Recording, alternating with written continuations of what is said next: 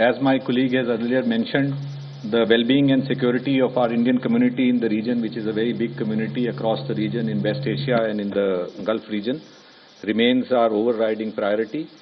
We have also been, our missions and consulates from day one have been proactively assisting the community.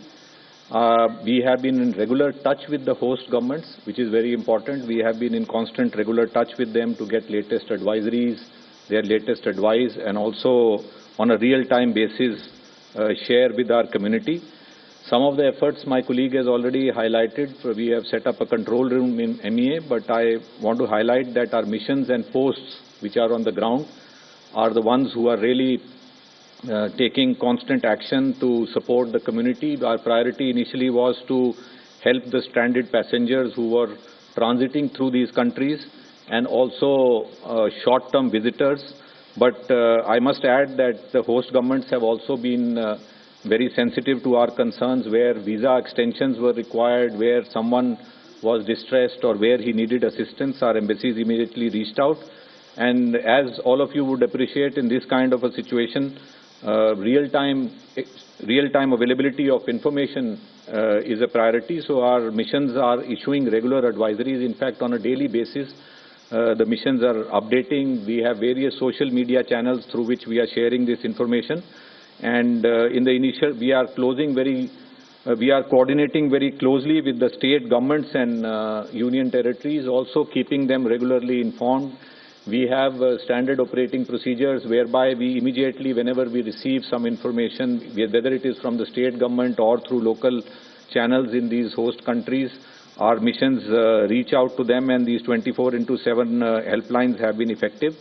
We have a very vibrant community in the Gulf, as all of you are aware, and also in other countries in West Asia and the region. Their community organizations are in regular touch with our missions. Our missions are keeping them informed about the latest developments and trying to help them in whatever way possible. There is a very strong interministerial coordination also which is going on where, as was mentioned by our colleague from the shipping ministry, our seafarers who are there, any assistance which is required, the missions are immediately reaching out to assist them. Our embassies are also closely coordinating with each other, as some of you may be aware that in some of the countries there is the airspace is currently completely closed. For example, in Kuwait and Bahrain. And in Kuwait, they have moved the airport to AQI in Saudi Arabia. Bahrain is also, the people are going from Dammam and Riyadh from Bahrain.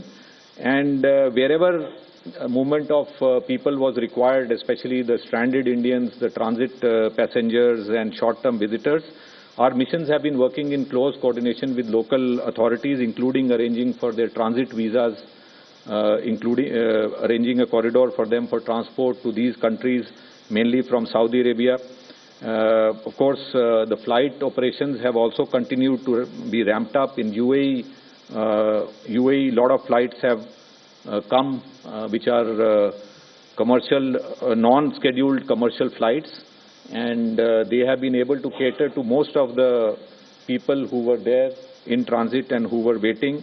And similarly, in Saudi Arabia, also flights are regularly flying from Jeddah, Medina, and from Riyadh, and Oman, the airspace remains open. In the other parts of the region also, we are closely coordinating with each other, and we continue to monitor the situation very closely. And let me in the end reassure you, as my colleague has said, that the well-being and security of our community remains our priority, and we have put in these mechanisms to support them. There are many other measures which the missions are taking, and we will continue to update you on a regular basis. Thank you very much.